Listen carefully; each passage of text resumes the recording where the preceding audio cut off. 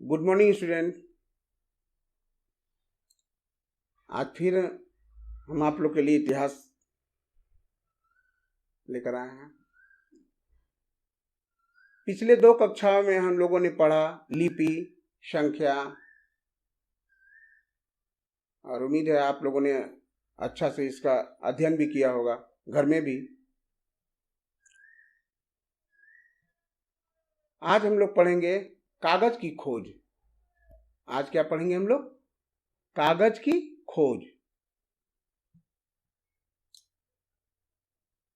भाषा, लिपि और संख्याओं का आविष्कार होने के बाद, यानी कि भाषा, लिपि और संख्याओं, भाषा, लिपि और संख्याओं का आविष्कार होने के बाद यह समस्या सामने आई कि इन सभी को कैसे संरक्षित रखा जाए। यानी कि जो भाषा, लिपि या संख्या जो हम जाने, जो समझे, इसको कैसे संरक्षित किया जाए या रखा जाए, तथा इसके लिए किस वस्तु का प्रयोग किया जाए, इसके लिए किस वस्तु का प्रयोग किया जाए। भाषा, लिपि और संख्याओं का आविष्कार होने के बाद यह समस्या सामने आई कि इन सभी को कैसे संरक्षित रखा जाए तथा इसके लिए किस वस्तु का प्रयोग किया जाए। कई हजार वर्ष पहले बेबीलोनिया भी इराक में ही है, और असीरिया के निवासी लिखने के लिए चिकनी मिट्टी से बनी पट्टी का उपयोग करते थे। कई हजार वर्ष पहले बेबीलोनिया और असीरिया के निवासी जानते ही होंगे, जहां पे जो वास करता है, जहां पे जो रहता है, उसे निवासी कहते हैं। तो कई हजार वर्ष पहले बेबीलोनिया और असीरिया के निवासी लिखने के लिए चिकनी मिट्टी से बनी पट्टी का उपयोग करते थे। मिट्टी के सीखने से पूर्व ही इस पर किसी तेज नुकीली छड़ से लिखा जाता था। सबसे पहले क्या करते थे? चिकनी मिट्टी से बनी पट्टी, यानी कि चिकनी मिट्टी का पट्टी बनाते थे, और मिट्टी के सूखने से पूर्व ही उस पर किसी तेज नुकीली छड़ से लिखा जाता था। यानी कि मिट्टी पे ही किसी भी नुकीली चीज से लिखा जाता था, और फिर संरक्षण के लिए इसे पकाया जाता था कि वो संरक्षित रहे। यानी कि जो हम लिखे हैं वो मेरा कभी मिटे नहीं। अगर कच्ची मिट्टी रहती तो वो मिट जाता, लेकिन वो लिखने के बाद उसको पकाया जाता था। पकाने के बाद उसका स्वरूप जैसे था वैसे ही रहेगा, यानी कि मिटेगा नहीं। तो क्या करते थे उन लोग? संरक्षित करने के लिए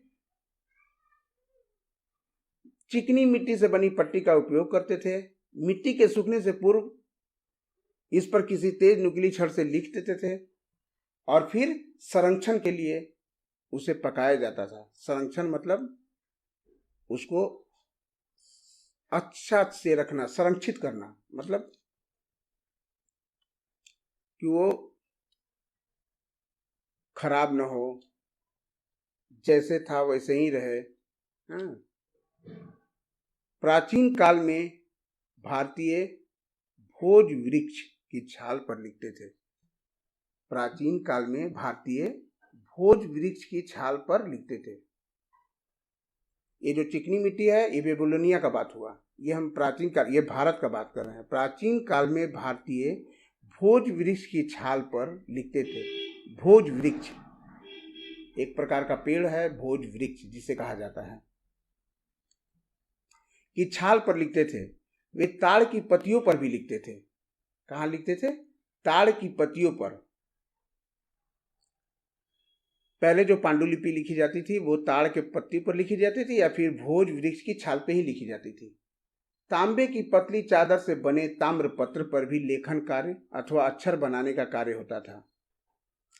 तांबे की पतली चादर से बने ताम्र पत्र पर भी लेखन कार्य अथवा अक्षर बनाने का कार्य होता था। कागज या पेपर का सबसे पहले मिस्र में प्रयोग हुआ। कागज या पेपर का सबसे पहले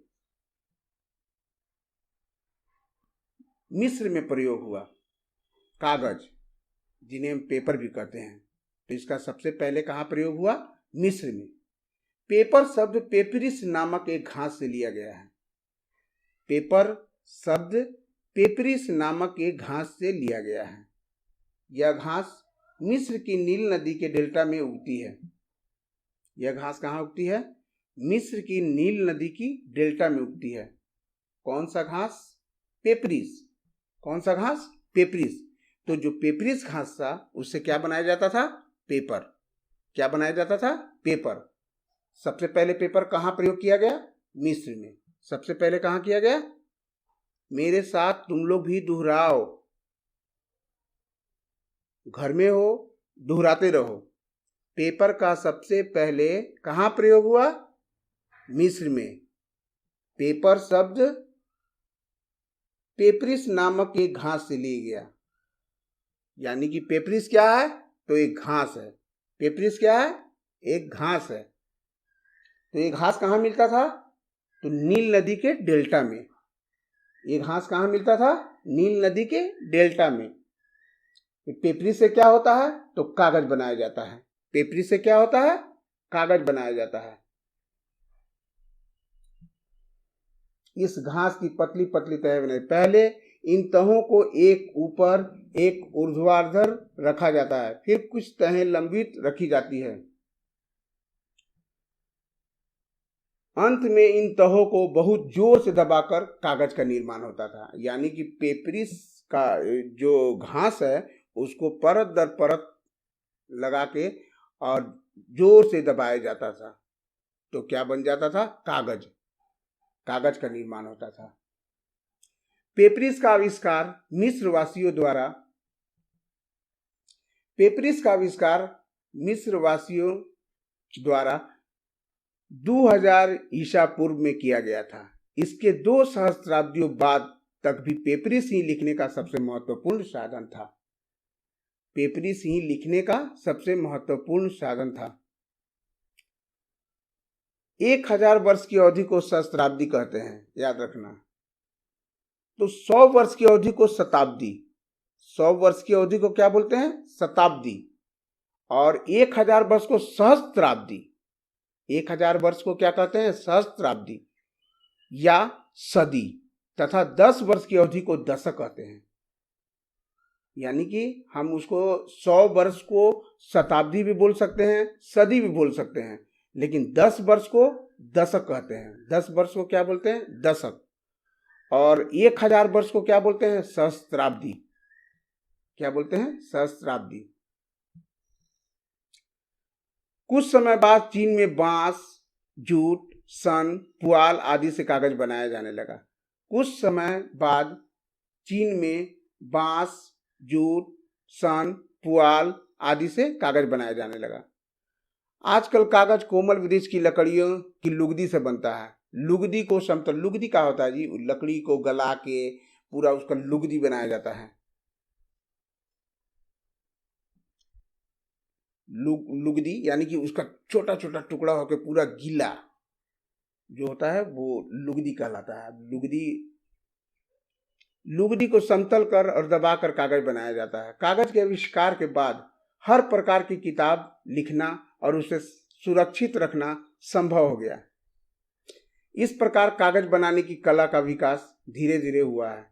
आज कागज बनाने की बड़ी बड़ी मिलें हैं जो विभिन्न प्रकार का कागज बनाती है। समाचार पत्रों में उपयोग होने वाले कागज को अखबारी कागज कहते हैं। समाचार पत्र में जो कागज इस्तेमाल होता है वो तुम्हारा लिखने वाला कागज से देखना एकदम अलग होगा, तो उस कागज को क्या बोलते हैं? अखबारी कागज। उस कागज को क्या बोलते हैं? अखबारी कागज। आज हम लोगों ने जाना कागज की खोज। कागज की खोज, तो इससे जुड़ी कुछ प्रश्न आप लोग लिख लीजिए।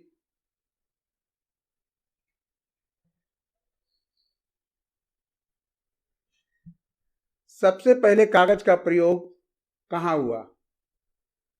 सबसे पहले कागज का प्रयोग कहाँ हुआ?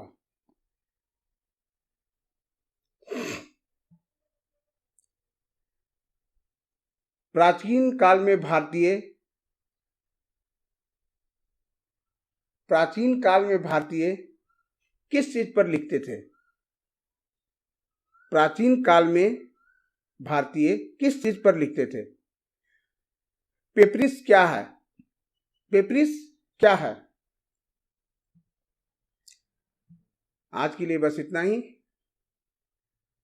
फिर कल नए टॉपिक के साथ आपके साथ उपस्थित रहेंगे।